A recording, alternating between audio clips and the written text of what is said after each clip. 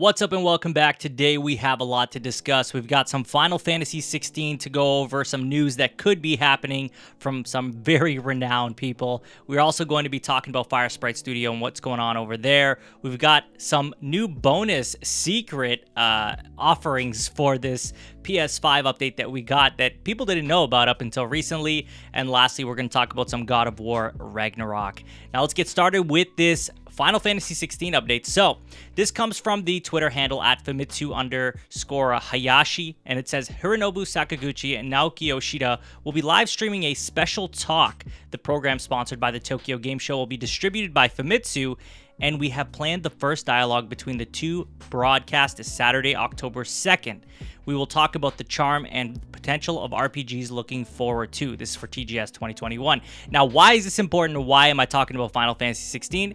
It's because the man himself said, I will talk with Yoshida-san in a while. I'm going to ask him about Final Fantasy 16. Haha, I heard that there will be simultaneous interpretations in English and Chinese that day. So we know Hironobu, he's got our back, man. He's going to be talking to Naoki and he's going to tell him, hey, my guy, what's going on with Final Fantasy 16? Because a lot of us want to know. And in a previous interview with Naoki Yoshida, he said that he wasn't sure that they'd have anything for TGS, although they were pushed and they were wanting to do something for TGS. At least Square wanted them to do it. So it'll be really interesting to see what happens here. I'm super excited about this. You know, Final Fantasy is a staple of my channel. Final Fantasy is a staple of my gaming upbringing, right? Like where I started and what made me love video games so much. So nonetheless, this is going to be a massive one for me, and I genuinely can't wait to see what they do here. But you better believe I'll talk about it if and when that happens. So next up, I want to talk to you guys about FireSprite Studio and what's happening there. This comes from IGN. They say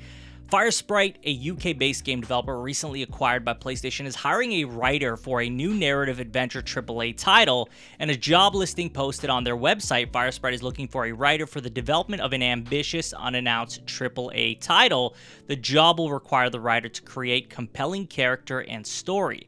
And an ideal candidate is somehow who understands how to construct a branching narrative. So it's important to note that I know that they've mostly been known to do work with PSVR, but FireSprite managing director Graham Ankers, I believe, told GamesIndustry.biz that it's not a guarantee that the firm will exclusively work on VR games now that it's joined PlayStation's.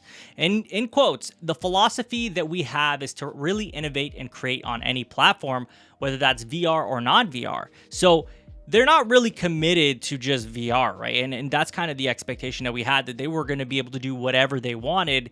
Obviously, there's that rumor going around that they're working on a Horizon VR game, and that very well could be the case, but they got like 250 people, and I think they had like 40 open positions as well. So if I'm not mistaken, it's going to be like 290 people if they do fill all those jobs, and that's saying that they're not going to put any more job postings out, and that's a lot of people. So they certainly could work on two games, you know, a VR game and maybe something else on the back burner as well, or slowly build that up as well.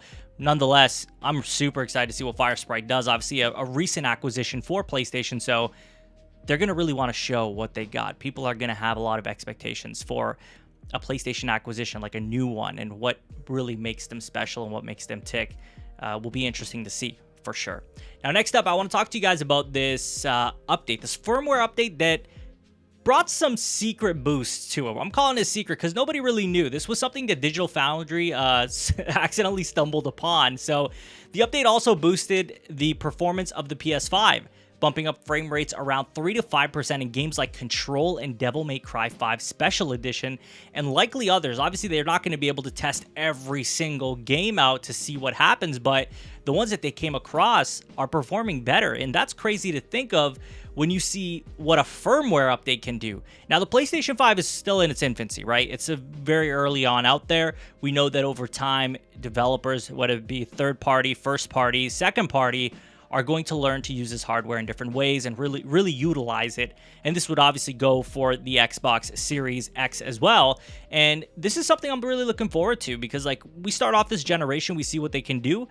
I can't wait to see what they can do by the end of the generation. Like, what are we going to see coming from these first-party studios, and how good is it going to look, given that we see games like God of War running so well and so immaculately, and it looks so good on base PS4 hardware. So I'm telling you guys, I cannot wait to see what these guys do.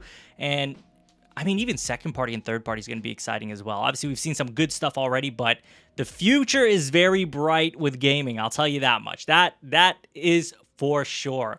Now, lastly, I wanted to talk to you guys about this tweet that Joe Miller 101 on Twitter had to make. He said, God of War Ragnarok already appears in the coming soon section on the PlayStation website. Q1/2 2022 release date seems plausible. So here's the thing, right? We know for a fact that God of War is not coming 2021. That was pushed to 2022. We don't know when it's coming. Obviously, you know, Q1, Q2, we've got a kind of an idea of what's happening there.